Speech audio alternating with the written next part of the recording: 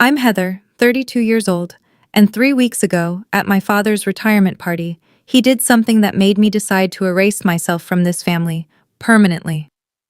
Picture this: a glittering country club ballroom, 200 guests in designer suits and cocktail dresses, champagne flowing like water. My father stood on stage, microphone in hand, introducing his family one by one. When he got to me, he smiled that smile I'd seen 1,000 times, the one that looked warm to everyone else but cut like glass. "And this is my daughter Heather," he said.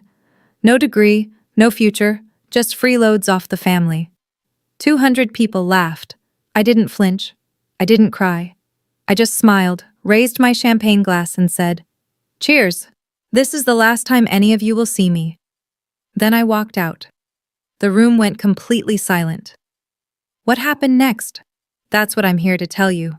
Before I continue, please take a moment to like and subscribe, but only if you genuinely want to know how this story ends. And let me know in the comments where you're watching from and what time it is there. Now let me take you back 12 years, to the day I was forced to leave college. The Evans family of Fairfield, Connecticut. That's how we were known. Upper middle class, respectable. My father, Richard Ivans, was CEO of a mid-sized logistics company. We had a 6-bedroom colonial on 2 acres, a Mercedes S-Class in the driveway, and a membership at the most exclusive country club in the county. From the outside, we looked perfect. My mother died when I was 8. Cancer, quick and brutal. I barely remember her face without looking at photographs, but I remember her hands, soft, always reaching for mine. 2 years later, my father remarried. Linda. She came with a son from her previous marriage, Marcus, 3 years older than me. Within months, they weren't just part of our family. They were the family. I became furniture, not in any dramatic way, you understand. No Cinderella-style abuse, just invisibility. Marcus got the praise for his grades. Mine were ignored. Marcus got the new car at 16. I got his hand-me-down. Marcus was the future of the company. I was also here. My father never hit me, never screamed at me. He just looked through me, like I was a window he was trying to see past. But there was one person who saw me. My grandmother, Margaret Ivans. My father's mother. She'd call me every Sunday, ask about my classes, my friends, my dreams. She'd say things like, "You remind me of myself at your age, Heather. Underestimated. But I see you." She left me something when she died, something no one in the family knew about. But I'm getting ahead of myself. In this family, I learned to become invisible. What I didn't know then was that invisibility would become my greatest weapon. The day my future was decided for me, I was 20 years old. Sophomore year at UConn, business major, 3.8 GPA. I had plans, dreams. A scholarship application sitting on my desk for a summer program in London. My father called me home on a Wednesday. "Family meeting," he said. Those 2 words had never meant anything good. I found him in his study. Mahogany desk, leather chair, walls lined with awards and certificates. Linda stood beside him, her hand on his shoulder, supportive, united. "Heather," my father began, not looking up from his papers, "we need to make some sacrifices as a family. Marcus has been accepted into the Wharton MBA program. It's an incredible opportunity." My heart rate didn't change. I already knew where this was going. "We can't afford both your tuition and his program," he continued. "So we've decided you'll take a break from school, just for now. Marcus's career will benefit the whole family." Linda nodded, her voice honey-sweet. "A girl doesn't need an MBA to have a good life, Heather. You'll find a nice husband someday. That's what really matters." I sat there, frozen. Not because I was surprised. I'd spent 12 years learning not to be surprised, but because some small, stupid part of me had still hoped. "You said you'd support my education," I heard myself say. "You promised Mom before she died." My father's jaw tightened. "Circumstances change. When the company stabilizes, I'll make it up to you." He never did. What I found out later, through a cousin's slip of the tongue, was that there was plenty of money. They just chose not to spend it on me. I didn't argue that day. I just nodded. But inside, I made a promise to myself. This was the last time I'd let anyone else decide my worth. I moved to Boston with $2,000 in savings and a suitcase of clothes that didn't fit the life I was leaving behind. My first apartment was a 400-square-foot studio above a laundromat in Allston. The radiator clanked all night. The walls were thin enough to hear my neighbor's TV. I ate ramen for dinner and day-old bagels from the cafe where I worked mornings. But here's the thing about rock bottom: you can't fall any further. I got a job as an administrative assistant at a small logistics company. Entry level, minimum wage plus benefits. The owner, a gruff man named Walter Barnes, saw something in me that my family never had. "You've got a brain, Heather," he told me one day. "Use it." So I did. I stayed late. I learned every system, every process. I took free online courses at night: supply chain management, operations, business fundamentals. MIT Open Course. Where became my college. I didn't call home, didn't ask for a single dollar. When my father's secretary sent me a birthday card with a $50 check from the family, I tore it up and threw it away. 4 years after I left Connecticut, I had saved enough to start my own consulting firm. Meridian Consulting, LLC. Just me, a laptop, and a rented desk in a co-working space. I kept my name off everything public. No LinkedIn profile, no press releases. All business went through the company name and my lawyer. Why the secrecy? Because I knew my family. If they found out I was succeeding, they'd find a way to take credit or tear it down. Some people build empires to prove their worth. I built mine in silence because silence was the only language my family had ever taught me. Grandmother Margaret died 2 years ago, when I was 30. I flew to Connecticut for the funeral, sat in the back pew, watched my father deliver a eulogy about a remarkable woman who dedicated her life to family. The irony was so thick I could taste it. At the reception, I kept to myself. No one seemed to notice I was there, which was exactly how I wanted it. But 3 days later, I got a call from a lawyer I'd never heard of. Eleanor Smith, from a Boston firm specializing in estate planning. "Ms. Ivins, I represent your grandmother's separate estate.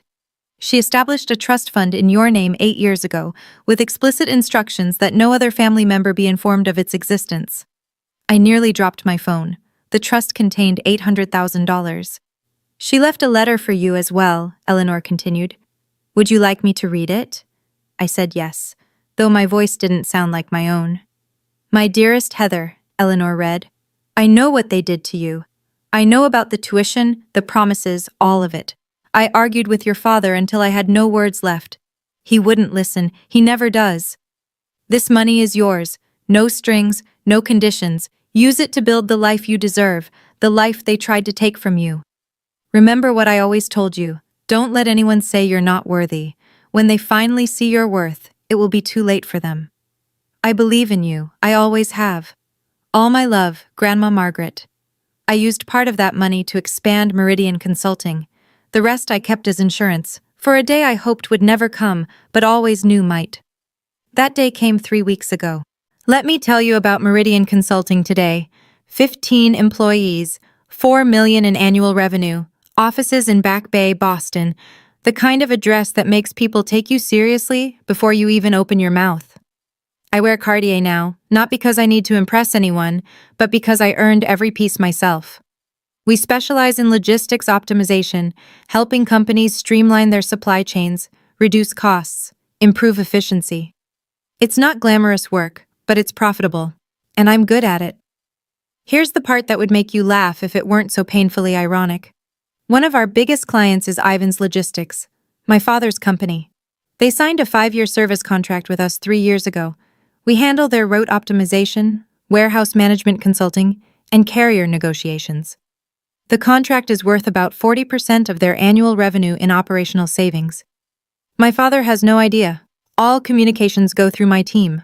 All contracts are signed by my CFO, Daniel Reeves. The few times Richard Ivins has praised Meridian Consulting at industry events, he's been praising his own daughter's work. The daughter he told everyone was worthless. 3 weeks ago, I received a formal invitation to his retirement party. Gold embossed lettering. "Richard Ivins requests the pleasure of your company." I almost threw it away. Almost. But then I thought about Grandma Margaret. about 12 years of silence, about every promise broken and every door closed in my face. I RSVP'd yes. Not because I wanted reconciliation, not because I hoped things had changed. I went because I knew, with absolute certainty, that my father would do something unforgivable. And when he did, I wanted to be there to say goodbye on my own terms. I just didn't know how right I would be. The Fairfield Country Club hasn't changed in 30 years. Same Swarovski chandeliers, same pretentious valet service, same crowd of old money and new ambition pretending they belong together. I wore a black Valentino dress, simple, elegant, expensive. My grandmother's pearl earrings, Cartier watch, Hermes Birkin bag. Everything I owned, I'd bought myself. That mattered to me more than the labels. Linda intercepted me at the entrance. She'd aged, but her smile hadn't. Still that perfect mask of warmth that hid something colder underneath.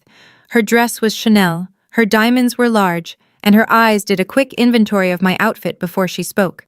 "Heather, you came." Her tone suggested this was a pleasant surprise and a minor inconvenience. "Your father wasn't sure you'd have something appropriate to wear." I smiled. How thoughtful of him to worry. Inside, 200 guests mingled beneath crystal light, the who's who of Connecticut business, bankers, lawyers, executives, politicians. I recognized some faces from my father's old dinner parties. None of them recognized me. Marcus swept past with a model thin blonde on his arm, not even glancing my direction. He was telling someone about his vision for the company's future. Classic Marcus. All confidence, no substance. I found my seat assignment. Table 14. The far corner near the service entrance with friends of the family I'd never met. Not the family table, not even close. I wasn't surprised, but I noted it. A waiter offered champagne, Dom Perignon, nothing but the best for Richard Ivans's big night. I took a glass. Across the room, I caught my father's eye. He nodded once, a dismissal disguised as acknowledgement, then turned back to his real guests. The evening was just beginning, and I had a front row seat to my own family's contempt. I've learned, over the years, that the best information comes from staying quiet and keeping your ears open. From my corner table, I watched and listened. The acoustics in that ballroom carried conversations better than people realized. My father was holding court near the bar, surrounded by business associates. I heard him mention operational restructuring and strategic partnerships, standard executive speak. But then, "Meridian Consulting has been transformative for us," he was saying to a silver-haired man I recognized as a major shipping executive. "They're the backbone of our operations now. Whoever runs that company is a genius." The other man nodded. "I've been trying to get a meeting with them for months. Very private operation. Do you know who's behind it?" My father shrugged. "Never met them personally. Everything goes through their legal team and account managers. But honestly, I don't care who they are as long as they keep delivering results." I took a sip of champagne to hide my smile. My phone buzzed. A text from Daniel, my CFO. "Contract renewal docs from Ivan's Logistics arrived today. They want another 5 years. Waiting on your decision." I typed back, "I'll have an answer by end of week." What my father didn't know, what nobody in that room knew, was that Meridian's contract with Ivan's Logistics was coming up for renewal.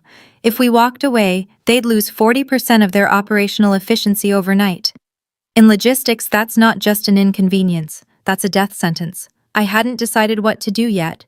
Part of me wanted to keep the professional relationship separate from the personal toxicity, but as I watched my father bask in praise for his company's success built partly on my work, I felt something shift. Tonight would determine everything. I needed a refill on my champagne. Or maybe I just needed to move, to shake off the strange energy building in my chest.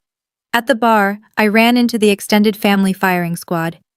Aunt Susan, Linda's younger sister, spotted me first. Her face did that thing where surprise becomes pity, becomes condescension in about half a second. "Heather, oh my goodness, I almost didn't recognize you." She looked me up and down. "You look, well, still up in Boston, doing whatever it is you do?" "Consulting," I said. "Supply chain management." "Oh, how nice." The way she said it made it sound like I'd told her I collected bottle caps. Are you seeing anyone? Your father mentioned you're still single. 32, right? Time flies. Before I could respond, Uncle David joined in. Richard was just telling me you're still figuring things out. Nothing wrong with being a late bloomer, I suppose. Not everyone is meant for traditional success. I realized, with cold clarity, what had happened. My father had briefed them, given them talking points about the family disappointment, set the narrative before I even arrived. Richard said you had some emotional difficulties after leaving school, Aunt Susan continued, lowering her voice conspiratorially. Mental health issues. So brave of you to come tonight despite everything. I felt my grip tighten on my champagne glass. Not from hurt. I was long past that. From the sheer audacity.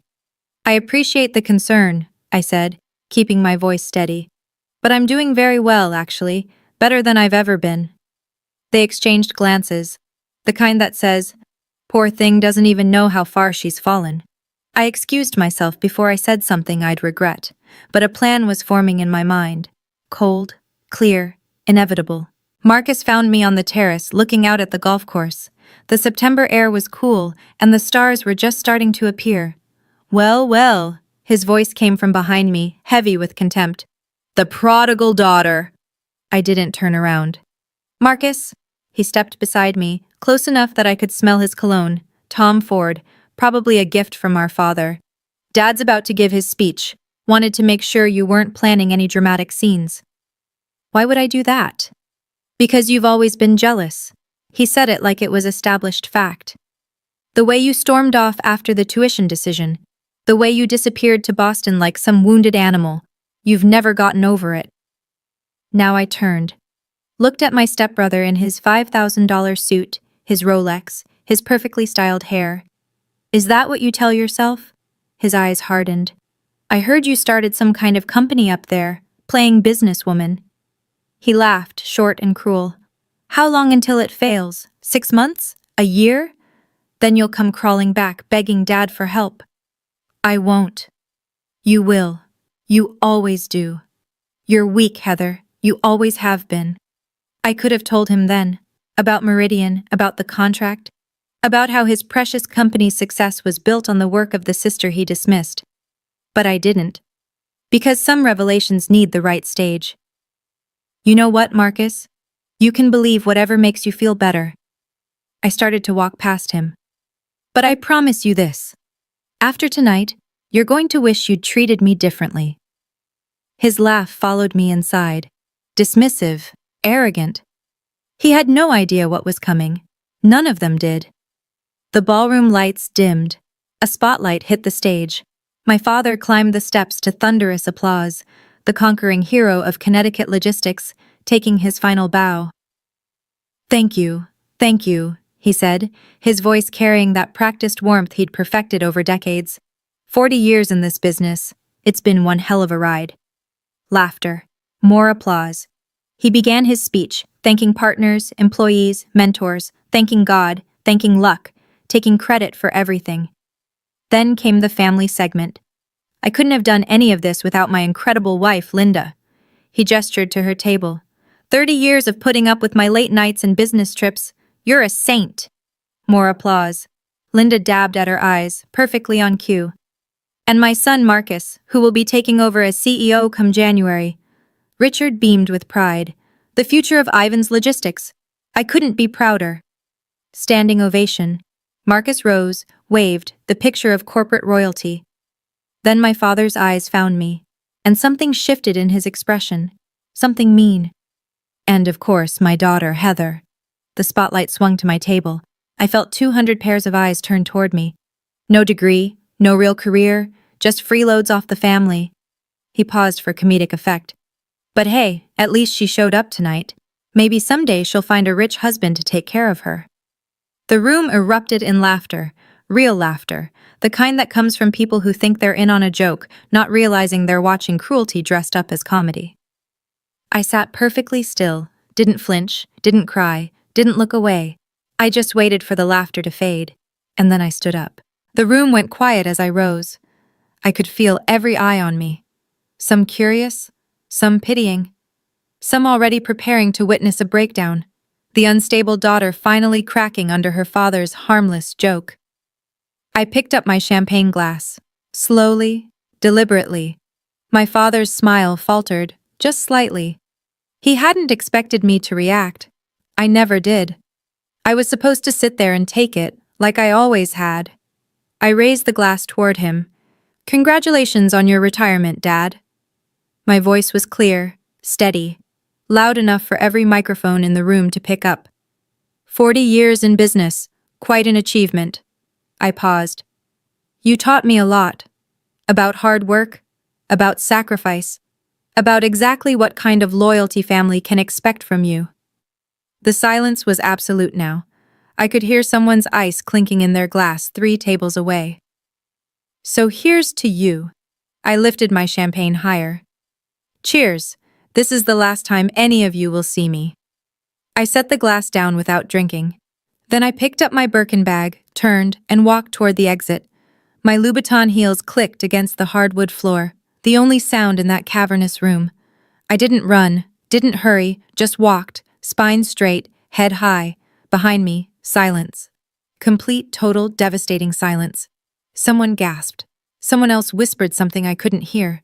But mostly there was just the echo of my footsteps and 200 people trying to process what they'd just witnessed. The daughter who was supposed to be broken had just walked out on her own terms. I pushed through the double doors and stepped into the night. And for the first time in 12 years, I could breathe. I was almost to my car, a Tesla Model S, black, custom plate reading MRDIAN1, when I heard footsteps behind me. Heather, stop right there!" Linda's voice, shrill and furious. I kept walking. "What do you think you're doing?" She grabbed my arm, spinning me around. Her face was red beneath the country club lights, her careful composure cracked. "Do you have any idea what you just did? You humiliated your father in front of everyone." I looked at her hand on my arm until she removed it. "I humiliated him?" I asked quietly. "I think you have that backwards." My father appeared behind her, his face a thundercloud. 200 guests were probably watching from the windows. He was aware of that. I could see him calculating. "Get back inside," he said, his voice low and dangerous. "Apologize. Now." "No." The word hung in the air between us. "This isn't a negotiation, Heather. I'm your father. I'm telling you." "You're telling me what?" I cut him off, something I'd never done in my life. That I should go back in there and let you keep using me as your punchline? That I should smile while you tell 200 people I'm worthless? It was a joke. It was the truth of how you see me. And I'm done pretending otherwise. I opened my car door. My father stepped forward. "If you leave now, you're done. Do you understand me? No more family, no more support, nothing." I almost laughed. "Dad, you cut me off 12 years ago. You just didn't have the courage to say it out loud." I slid into the driver's seat. "Tonight, I'm saying it for both of us." I started the engine. "Goodbye," and I drove away. I pulled into a rest stop about 20 minutes outside Fairfield and sat in my car, engine idling, hands still on the wheel. For a long moment, I just breathed. Okay, let me step out of the story for a second and talk to you directly. I know some of you watching this have been through something similar. Maybe not a retirement party, maybe not 200 witnesses, but that feeling of being the family disappointment, the one they talk about in whispers, the one whose success they refuse to see. I know you understand.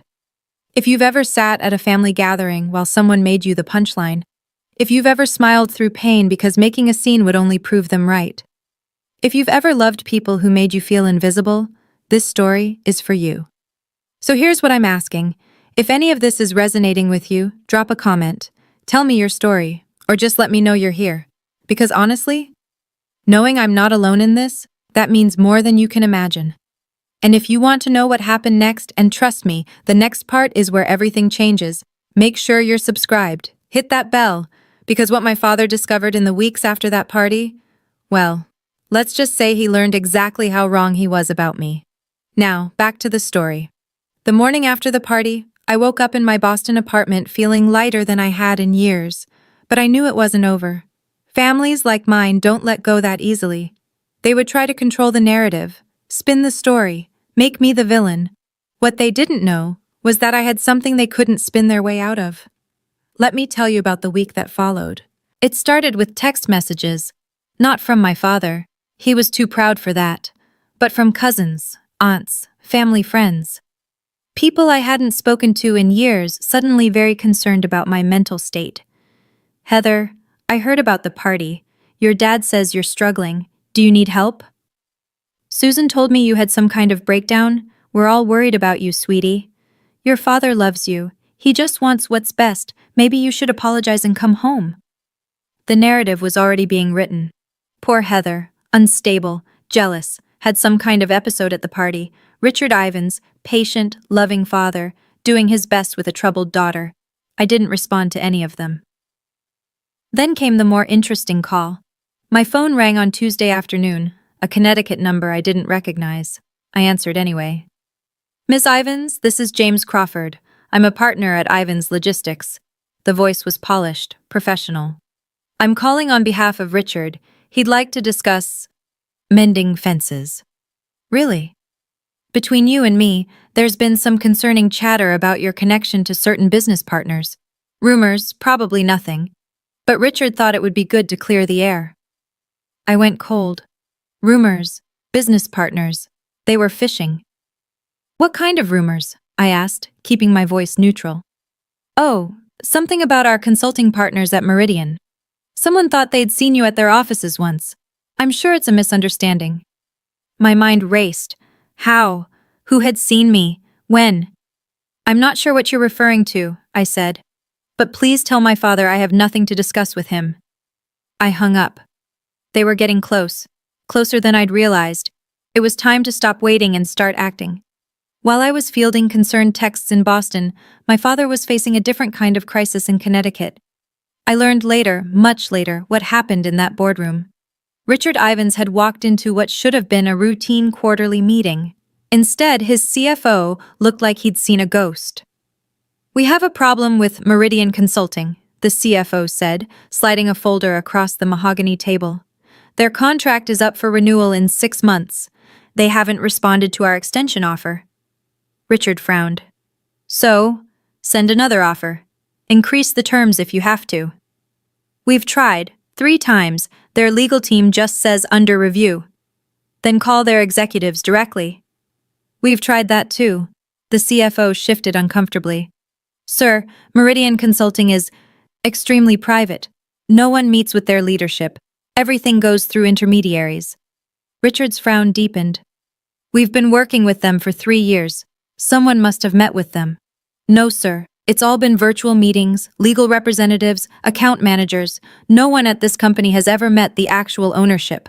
A long silence.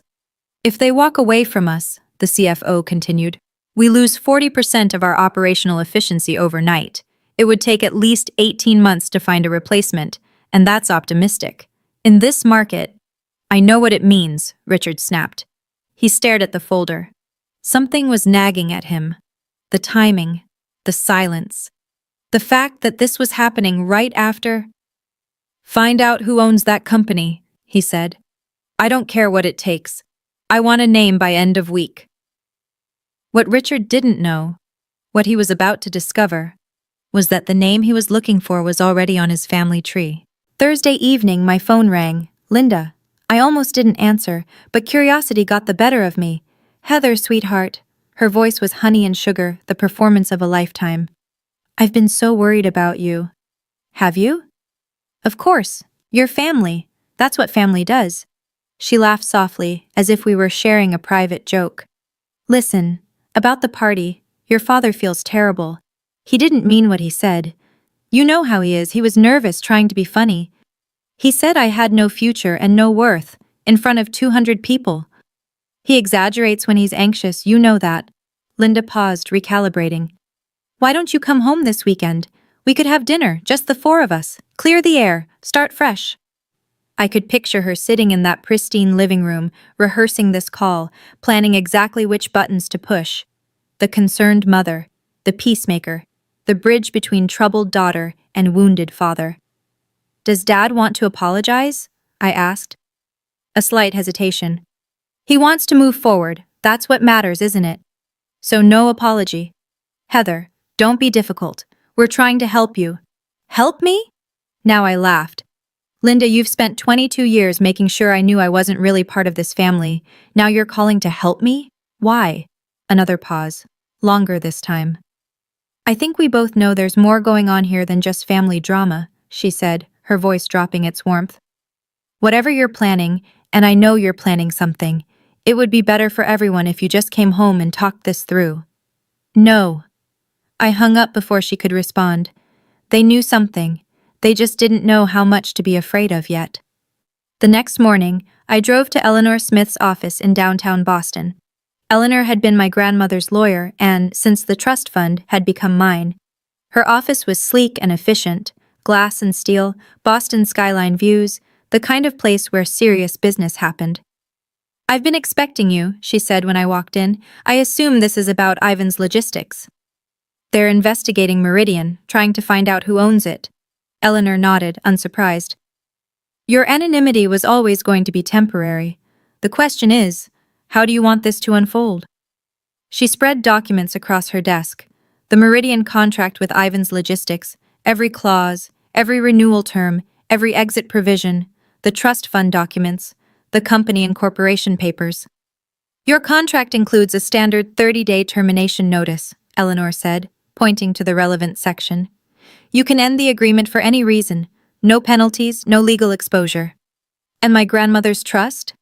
Completely separate from the Ivans family estate, legally unimpeachable. Richard has no claim to any of it, even if he tried to contest. She looked at me over her glasses. Margaret made sure of that. I stared at the papers. Everything was in order, everything was legal, every T crossed, every I dotted. What did my grandmother say about all this when she set up the trust? Eleanor smiled sadly. She said, one day, Heather is going to need leverage, and when that day comes, I want her to have it. I felt tears prick at my eyes. Grandmother Margaret, protecting me even from the grave. She also said something else, Eleanor added. Tell her not to be cruel about it. Just be honest. Sometimes the truth is punishment enough. I nodded. The truth it was then. That afternoon, I sat down with Daniel Reeves, my CFO, in Meridian's conference room. Daniel had been with me since year 2. He knew everything about my family, about Ivan's logistics, about why I'd kept my name off the paperwork. He was loyal, competent, and the closest thing I had to a true ally. They want to renew the contract, he said, scrolling through his tablet. 5 more years. Actually increase the terms by 12%. They're nervous. They should be. I pulled up the financial projections on the conference room screen. Numbers don't lie, and these numbers told a devastating story. If we walk away, Ivan's Logistics loses 40% of their operational efficiency within 60 days. In logistics, that's not a dip. That's a free fall. Their clients will start looking elsewhere. Their margins will collapse. Daniel nodded. Marcus just took over as CEO. If this hits on his watch, his reputation is finished before he starts. We sat with that for a moment. It felt surreal, holding so much power over people who had spent decades making me feel powerless. What do you want to do? Daniel asked. I'd been thinking about this for days, about Grandma Margaret's words, about revenge versus truth, about what kind of person I wanted to be. Draft the termination letter, I said finally. 30-day notice per the contract terms. No malice, no accusations, just business. And the reason? Strategic repositioning. That's all they need to know officially. I paused. But I'm also going to write a personal letter to my father. Separate envelope. He deserves to know exactly who he's been depending on, and exactly why that's ending. Daniel nodded. When do you want to send it? Monday. First thing. No more waiting. No more hiding. I spent all of Sunday writing that letter. Not the official termination notice. Daniel handled that. The professional language, the legal provisions, the clinical restructuring of client portfolio explanation that would go in the file. I wrote the personal letter. The truth. I went through 7 drafts. The first was too angry. Pages of accusations, every hurt catalogued and condemned. The second was too cold. The third was too desperate. The final version was simple, clean, factual. Dear Dad, you said I had no future. You told 200 people I was worthless. I want you to know something. The company you called the backbone of Ivins Logistics, Meridian Consulting, is mine. I built it. I own it. For 3 years, the daughter you dismissed has been a cornerstone of your business. I'm ending our contract, not as revenge, as a boundary. Grandma Margaret left me a trust fund you never knew about. She saw what you couldn't, that I was worth investing in. Everything I have, I built myself. With her faith and without your support. I don't need you to apologize. I don't need you to understand. I just need you to know that I am not what you said I was. I never was. Don't contact me again. Heather Margaret Evans. I included my middle name deliberately, the name I'd added 3 years ago in honor of the only person in my family who'd believed in me. I also included a photocopy of the Meridian Incorporation papers. My name as sole owner clearly visible. I read the letter 3 times, checked for typos, checked for excessive emotion, found none, just the truth. Sometimes I thought, that's the most devastating weapon of all. Monday, 9 a.m. Courier confirmation. The package had arrived at Ivan's Logistics headquarters. Someone named Patricia Chen had signed for it. Richard's executive assistant. I remembered her from childhood. I sat in my office, watching my phone, waiting. 10:15 a.m. Missed call from Richard Ivans. 10:17 a.m. Missed call from Richard Ivans. 10:23 a.m. Missed call from Marcus Ivans. 10:31 a.m. Missed call from Linda Ivans. 10:45 a.m. Missed call from Richard Ivans. 11:02 a.m. Text message from Richard. Call me now. 11:15 a.m. Text message from Marcus. What the hell is this? Call us. 11:34 a.m. Text message from Linda. Heather, this is not funny. Pick up your phone. By noon, I had 12 missed calls, 8 text messages, and 2 voicemails I didn't bother listening to. I didn't respond to any of them. I had waited 12 years for this moment. They could wait a few more hours. At 2 p.m., my assistant knocked on my door. Ms. Ivans, there's a family who says they need to see you immediately. They're in the lobby. So, they'd driven to Boston, 5 hours of traffic and panic just to confront me in person. I took a deep breath, checked my reflection in the window, straightened my blazer. Send them to conference room B, I said. I'll be there in 5 minutes. This was it. The conversation I'd imagined 1,000 times. The confrontation I'd prepared for without knowing when it would come. I thought of Grandma Margaret, of her letter, of her faith in me. Don't be cruel, she'd said. Just be honest. I stood up, smoothed my skirt, and walked toward the conference room. Time to be honest. Conference room B had glass walls. I'd chosen it deliberately. My 15 employees could see inside, though they couldn't hear. Witnesses, not to humiliate anyone, but to ensure the meeting stayed civil. Richard, Linda, and Marcus stood clustered near the window, looking out at the Boston skyline they'd never expected to see from this perspective. From my domain. My territory. My father turned when I entered. His face was gray, older than I'd ever seen him look. Heather. His voice cracked on my name. What is this? Hello, Dad. Linda. Marcus. I took a seat at the head of the conference table, calm, professional. I assume you received my letter. Your letter? Marcus stepped forward, jabbing his finger toward me. You can't just, this isn't. Sit down, Marcus. My voice was quiet but firm. I won't discuss anything with you yelling across the room. He looked at my father, uncertain. Richard nodded sharply. They sat. For a long moment, no one spoke. Finally, Richard leaned forward. This is all some kind of misunderstanding. What part? Meridian Consulting. You can't possibly, a company like that, you didn't. I did. I slid a folder across the table. Company registration, tax filings, client list. 3 years ago, your company signed a contract with mine. You praised my work at industry events. You called us transformative. You just didn't know you were praising me. Linda's face had gone pale. But you don't have a degree. You were just a what, Linda? A disappointment? A failure? I shook my head. I was a 20-year-old who was told to sacrifice her future. I built something anyway. Silence. My father stared at the documents like they might burst into flames if he looked hard enough. Okay. Richard's voice was strained, the mask of corporate composure cracking. I apologize. I apologize about the party. Is that what you want to hear? I'm sorry. Now can we talk about the contract? You're sorry because you need something from me. That's not an apology. For God's sake, Heather. Marcus slammed his palm on the table. Do you know what happens if you pull this contract? 20% of our workforce, gone, because of your petty revenge. It's not revenge, it's a business decision. Bullshit. He was standing now, veins in his neck visible. You've been planning this for years, waiting to destroy us. This is sick. I planned nothing. I kept my voice level. I built a company. Your company chose to become dependent on mine. That's not my fault. You could have told us, Linda interjected, her voice high and strained. You could have said something. When? When you told me I didn't need education because I'd find a husband? When you spread rumors that I had mental health problems? When? She had no answer. I turned to my father. You want to know the worst part, Dad? I would have kept the contract going. I wasn't planning any of this. But then you stood in front of 200 people and told them I was worthless, that I had no future. I paused. You chose this, not me. Richard's jaw worked.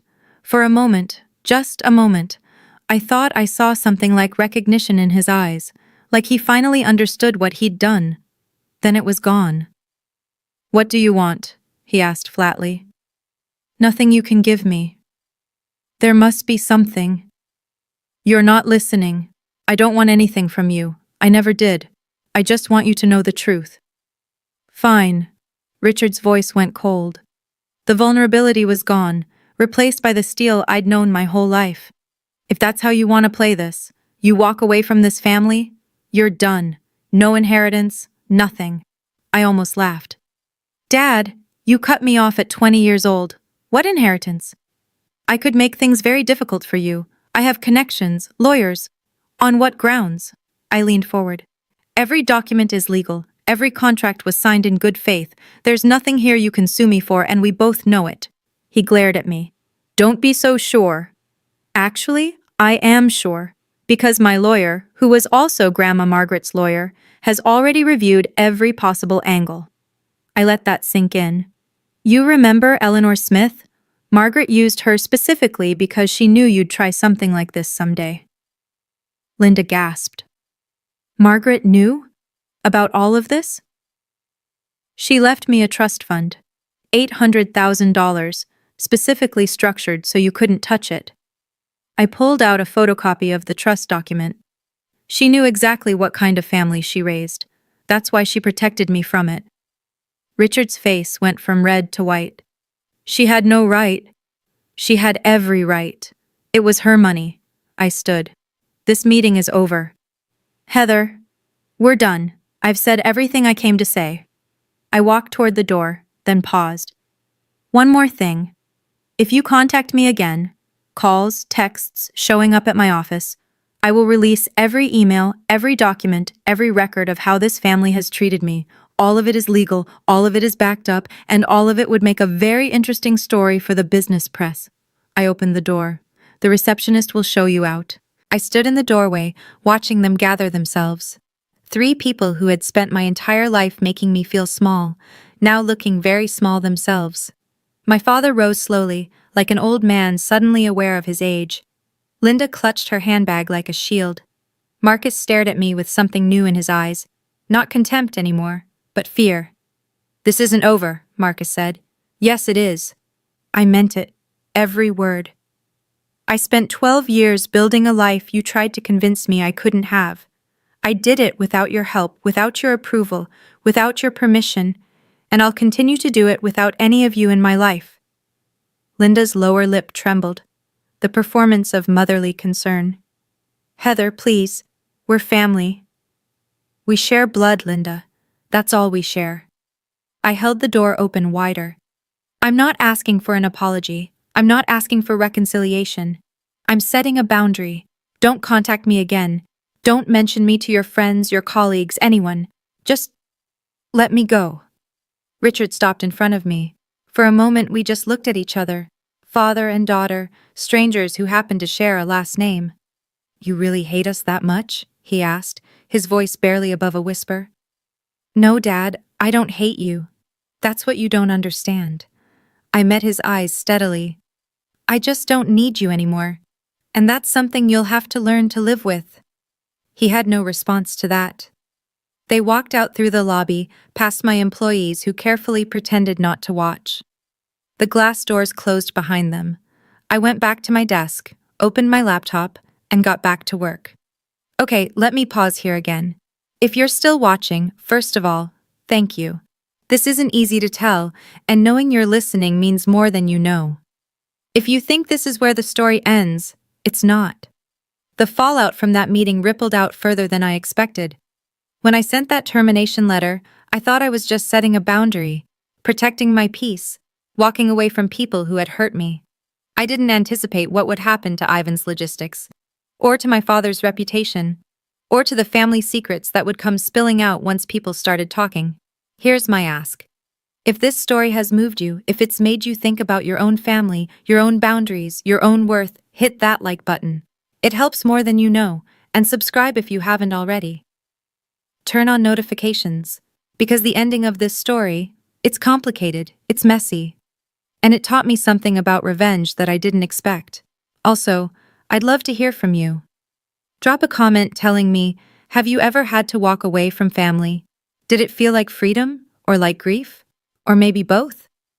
I've read every comment on my previous stories, and they've helped me feel less alone in this. So please, share your thoughts. Now, back to the story. 1 week after that confrontation in my office, I received a phone call. From someone I hadn't spoken to in years, someone who had information that changed everything I thought I knew about my family, and about why they really treated me the way they did. Let me tell you about that call. The caller was my Uncle Robert, my father's younger brother. Robert had always been the black sheep of the Ivans family, an artist, a dreamer, the one who didn't go into business. I hadn't seen him since my mother's funeral, hadn't spoken to him in over a decade. "Heather." His voice was older, rougher. "I heard what happened, at the party, at Richard's office. Word travels fast. Small community." He paused. "Listen, there's something you should know. Something I should have told you years ago, but I was too much of a coward." I sat down slowly. "I'm listening." "When your father said the family couldn't afford both your tuition and Marcus's, that was a lie." "I know, I figured that out." "No, you don't understand. It wasn't just that there was money available. There was a specific fund. Your mother set it up before she died, for your education. Enough to cover a full 4 years at any school in the country." My heart stopped. "Richard drained it, used it for Marcus's MBA, then told you there was no money." Robert's voice cracked. "Your mother wanted you to have choices, Heather. Richard stole them." The room tilted. I gripped the edge of my desk. "Why didn't you tell me?" "Because I was afraid of Richard. We all were." Robert exhaled. "Margaret, your grandmother, she found out. That's why she set up the trust for you. She couldn't get your mother's money back, but she could make sure Richard didn't take anything else." I thought about Grandma Margaret's letter. "I know what they did to you." She knew, all along. "Why are you telling me now?" I asked. "Because it's time the truth came out. All of it." He wasn't done. 2 months after I terminated the Meridian contract, the consequences became public. I wasn't trying to monitor what happened to Ivan's logistics. Honestly, I was trying to move on. But in the Connecticut business community, news travels fast, especially bad news. The company announced a 20% workforce reduction. 70 employees laid off, right before the holidays. The press release blamed market conditions and strategic restructuring, but everyone knew the real story. Their biggest consulting partner had walked away, and they couldn't recover. Marcus, barely 3 months into his role as CEO, was already being questioned by the board. His vision for the future was crumbling under the weight of his father's bridge burning. Richard came out of retirement to help manage the crisis. The triumphant exit he'd planned, the legacy he'd built, was unraveling. But the real damage was to their reputation. Word spread. Not from me, I kept my mouth shut. But 200 people had watched my father humiliate his daughter at that party, and when those same people heard that the daughter was actually his company's most important business partner, the whispers started. Did you hear about Richard Ivins? Mocked his own daughter, turns out she was keeping his company afloat. Always thought there was something off about that family. In Connecticut business circles, reputation is everything. And Richard's was crumbling. A former colleague told me that at a recent industry dinner, Richard sat alone. No one wanted to be associated with the man who'd publicly disowned the daughter who'd secretly been his backbone. I didn't feel triumphant hearing this. I didn't feel satisfied. I just felt tired. Grandma Margaret had been right. Sometimes the truth is punishment enough. I didn't have to do anything else. The truth did it all by itself. 6 months later, I sat in a therapist's office in Beacon Hill. Not because I was falling apart, because I was finally ready to put myself back together. You don't seem like someone who needs therapy, Dr. Patel said during our first session. Everyone needs therapy, I replied. I'm just finally letting myself admit it. We talked about my family, about the years of invisibility, about the burden of building success in silence, about the strange grief of cutting ties with people who were supposed to love me. Do you regret what you did? She asked. No. And I meant it. I regret that it had to happen, but I don't regret protecting myself. Outside of therapy, my life was good. Better than good. Meridian was thriving. We'd replaced the Ivins contract with 3 smaller clients, more diversified, more stable. Daniel got a promotion. I hired 4 new employees. We moved to a bigger office with views of the harbor. I reconnected with Uncle Robert. We had dinner once a month. He told me stories about my mother, the real ones, not the sanitized versions my father had fed me. She'd been fierce, apparently, stubborn, a fighter. You're just like her, Robert said. She'd be so proud of you. I still kept the photo of Grandma Margaret on my desk. I visited her grave every month, left flowers, told her about my life. It felt strange talking to a headstone, but also healing. I did it, Grandma, I told her one spring morning. I didn't let them define me. The wind rustled through the cemetery trees. If I listened closely, I could almost hear her voice. I knew you would, sweetheart. I always knew. So here's what I learned.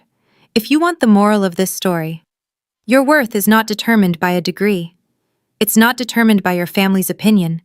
It's not determined by who believes in you or who tries to tear you down. Your worth is determined by what you build when no one is watching, by who you become when everyone counts you out, by the life you create with your own 2 hands. My father thought he was teaching me a lesson at that retirement party. He thought he was putting me in my place. What he actually did was set me free. I don't hate my family. That's the part people struggle to understand. Hate takes energy. Hate is a chain. I'd rather spend that energy on people who deserve it, on work I believe in, on relationships that nourish me, on a life that's truly mine. Boundaries aren't about revenge. They're about protection. They're about saying, this is where my life begins and your damage ends. If you're in a family that makes you feel small, if you have people in your life who see your potential as a threat instead of a gift, if you've ever been the family disappointment, the scapegoat, the invisible one, I see you. I've been you. And I promise you, there is life on the other side of walking away. Thank you for listening to my story. Thank you for being here. If this resonated with you, please subscribe. Hit the notification bell. Check the description for more stories like this one. And remember, you are not what they said you were. You never were. You are so much more. Until next time, this is Heather, and I'm finally free.